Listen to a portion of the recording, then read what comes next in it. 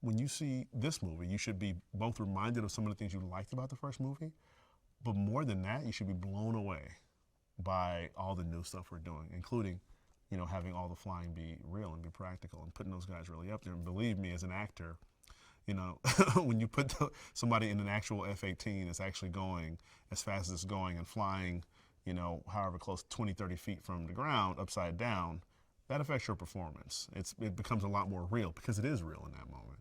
And that's something you've never seen on movies before.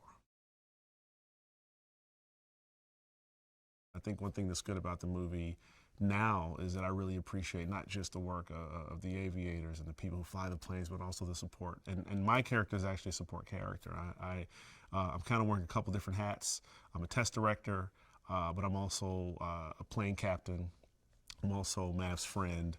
And so it's really important, you need one in order to do the other. You need to have a pilot, and then you need to have somebody who knows how to fix the plane and get it off the ground. And so, watching those things work together, being able to play that has been, really remarkable. Hondo is Maverick's best friend, and he's a guy who can be honest with him. Like good friends, he can pull you aside and look you in the eye and say, hey, you're messing up. You're better than this. You're blowing it. He can also say, hey, I know it was a tough day, but you killed it. It's great. They love you. It's really that support system. And it's also a chance for us to, it's one of those sort of Sherlock Holmes and Watson things where one of the strengths of Watson is that he allows Sherlock Holmes to think out loud. That's really what the character is for. It allows you to hear the thoughts of this other guy. And so with the Hondo Maverick dynamic, we've really leaned into that. And we really use that relationship to get a little bit deeper into where Maverick's head is at and all this stuff. To work with Jerry Bruckheimer feels like a dream.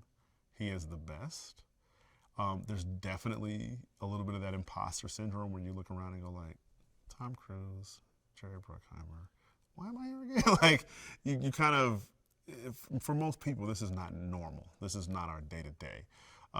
But, Jerry's from Detroit. He's real. There's no Hollywoodness. It's all, good ideas. It's practical thinking. It's like, let's make sure we're doing this the right way. Let's make sure we get what we want to get. Joe Kosinski has a very wry sense of humor that is unexpected and wonderful. He's also somebody who is incredible in that he can direct a scene beautifully, though he is on a swaying aircraft carrier that is turning in the middle of the nowhere ocean. His technical expertise, his attention to detail, and his vision have been inspiring to me as an actor. I loved every day that I got to work with Joe. I think the movie will have a slight throwback vibe to it in some of the framings that they chose. That was on purpose, a bit of an homage to 80s filmmaking. But the technology, the depth of performances, and again, how Tom is putting people in cockpits, never been seen, in a movie like this before. Everything about this movie is tomorrow. It's the future. And so this is going to set a whole new standard.